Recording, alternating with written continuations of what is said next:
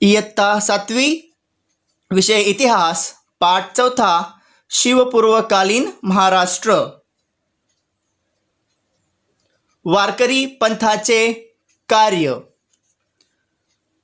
विद्यार्थी मित्रांनो, आता आपण वारकरी पंथाचे कार्य समजून घेणार आहोत. शिवपूर्व काळात अंधश्रद्धा आणि कर्मकांड यांचा समाजावर जबरदस्त प्रभाव होता. कर्मकांड म्हणजे पूजा अर्चा, व्रतवैकल्ये इत्यादी इत्यादी. लोक देववादाच्या आहारी गेले होते. लोकांची मानसिकता परिस्थिती फारच खचलेली होती. संपूर्ण नैराश्यमय वातावरण तयार झाले होते. त्यात चैतन्य निर्माण करण्याचे काम महाराष्ट्रातील वारकरी संप्रदायाने केले. वारकरी पंथ याती वारकरी शब्दाचा अर्थ काय, तर जो वारी करतो तो वारकरी. म्हणजे पंढरपुरातील मुख्य दैवत पांडुरंगाच्या दर्शनाला दरवर्षी नियमाने जाणारा असा आहे.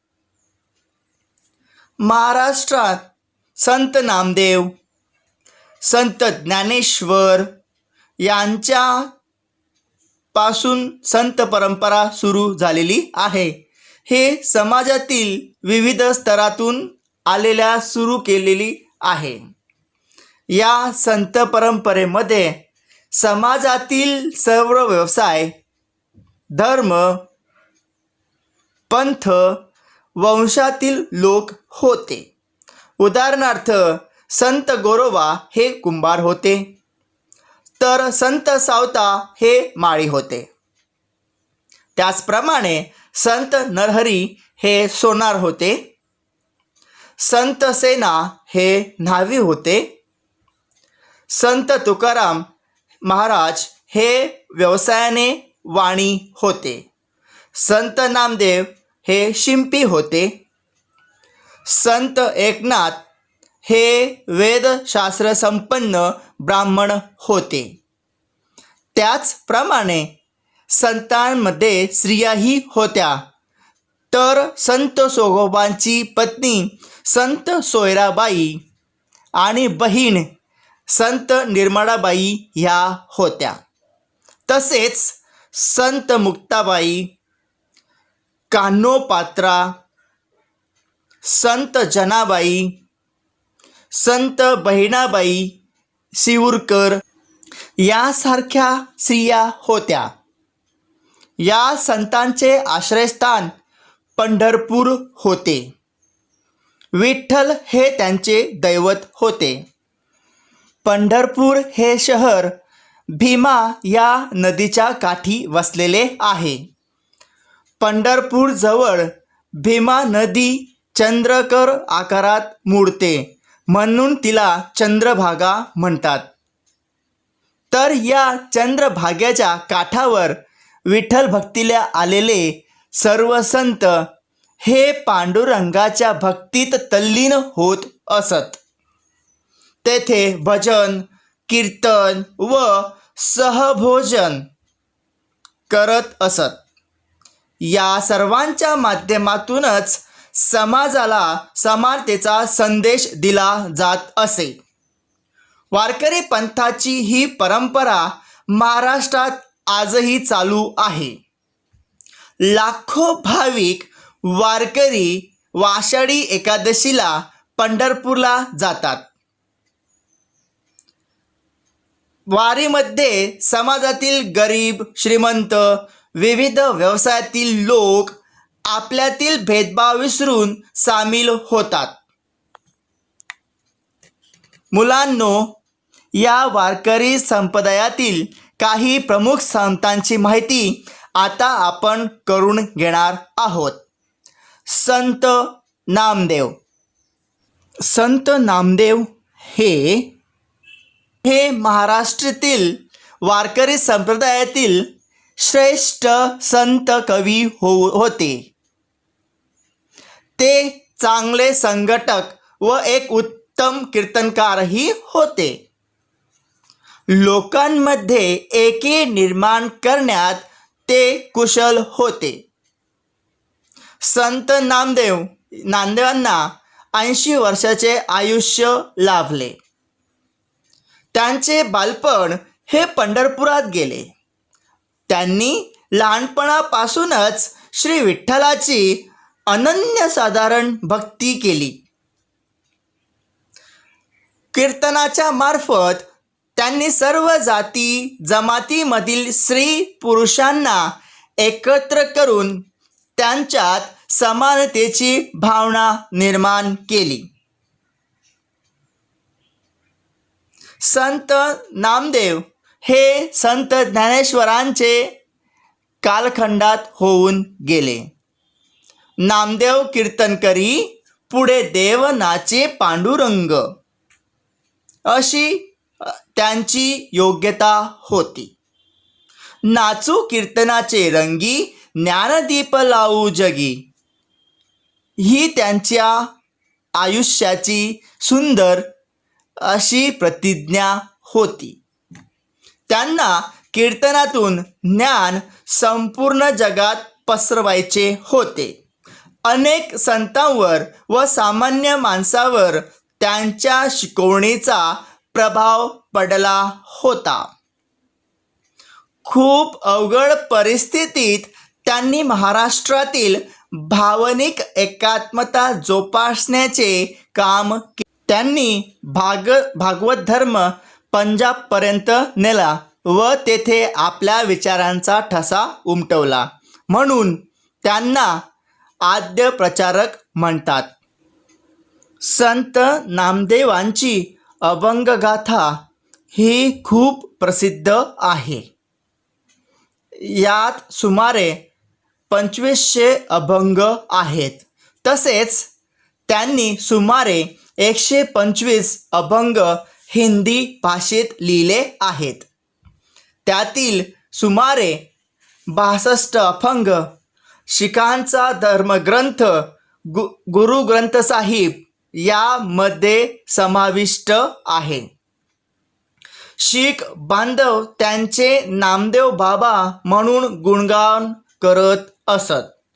पंजाबमधील घुमान येथे शीख बांधवांनी नामदेवांचे मंदिर उभारले आहे. यावरून त्यांचे कार्य लक्षात येते. त्यांनी भागवत धर्माचा संदेश महाराष्ट्रातील गावोगावी पोहोचवण्याचे कार्य केले. त्यांनी पंढरपूर येथे विठ्ठलाच्या मोठ्या दरवाजासमोर संत चोखामेळा यांची समाधी बांधली.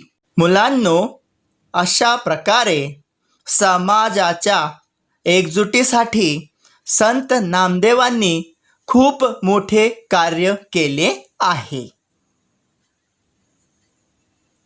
संत ज्ञानेश्वर. संत ज्ञानेश्वर वारकरी संप्रदायाचे एक प्रसिद्ध संत होते. त्यांचा जन्म पैठण जवळील आपेगाव येथे झाला. निवृत्ती ज्ञानदेव, सोपान व मुक्ताबाई हे त्यांचे भावंडे होते. ज्ञानेश्वरांनी संस्कृत भाषेतील भगवद्गीता सामान्य लोकांना समजण्यासाठी भावार्थ दीपिका म्हणजेच ज्ञानेश्वरी या नावाने मराठीत आणली. यामध्ये त्यांनी श्रीकृष्णाच्या अवस्थांचे नाट्यमय वर्णन केले आहे. या ग्रंथाचा शेवट पसायदान या नावाने ओळखला जातो.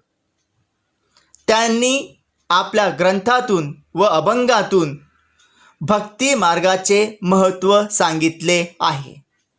तसेच त्यांनी अमृतानुभव या ग्रंथाचीही रचना केली. सुमारे 800 ओव्या या ग्रंथात आहेत.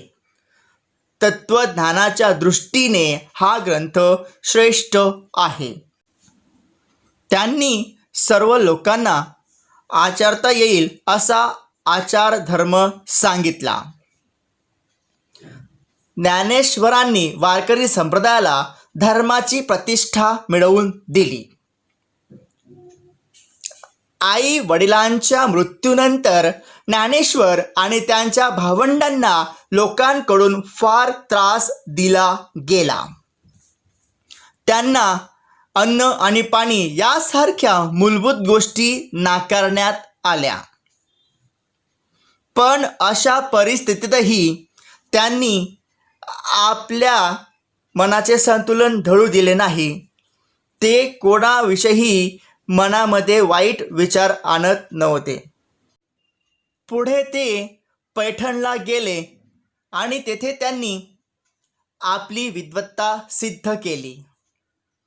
संत ज्ञानेश्वर म्हणतात, पृथ्वीवरील सर्व मानव जातीचा उद्धार होऊ दे. जो जे मागेल ते त्याला मिळू दे. संत ज्ञानेश्वरांना वारकरी संप्रदायासह सर्व भक्त प्रेमाने माऊली म्हणत. त्यांनी वयाच्या अवघ्या 21व्या वर्षी आळंदी येथे समाधी घेतली. संत ज्ञानेश्वरांचे बंधू संत निवृत्तीनाथ, संत सोपानदेव आणि बहीण मुक्ताबाई यांच्याही काव्यरचना प्रसिद्ध आहेत.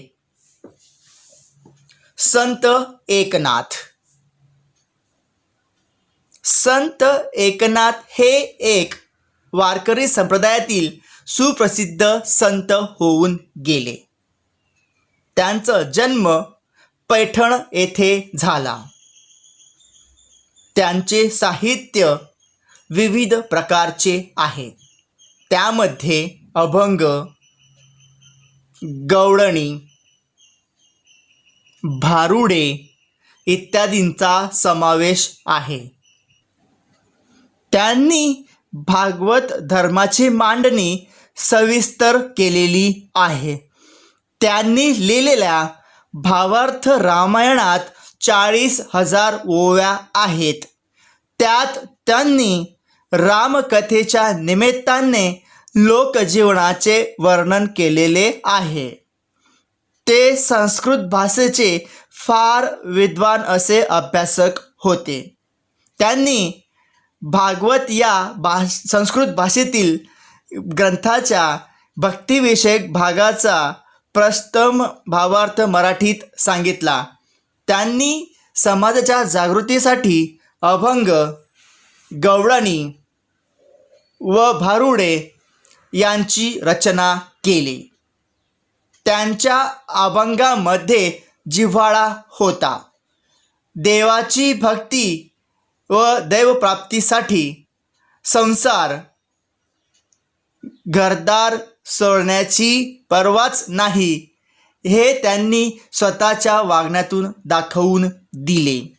त्यांनी तीर्थयात्रा केल्यानंतर गृहस्थाश्रम स्वीकारला आहे. कुटुंबाची जबाबदारी स्वीकारली. त्यांच्या पत्नीचे नाव गिरिजाबाई होते. त्यांना 2 मुली व 1 मुलगा होता. संत एकनाथ हे खऱ्या अर्थाने लोकशिक्षक होते. आपली मराठी भाषा इतर कोणत्याही भाषापेक्षा कमी नाही असे ते मानत होते. संस्कृत वाणी देवे केले तरी प्राकृत काय चोरापासून झाली असे त्यांनी संस्कृत पंडितांना ठणकावून विचारले होते. म्हणजेच संस्कृत पंडित म्हणतात, संस्कृत ही भाषा देवाची आहे. देवांनी संस्कृत भाषेची निर्मिती केली. यावर एकनाथ म्हणतात, मग आमची मराठी काय चोरांनी बनवली काय?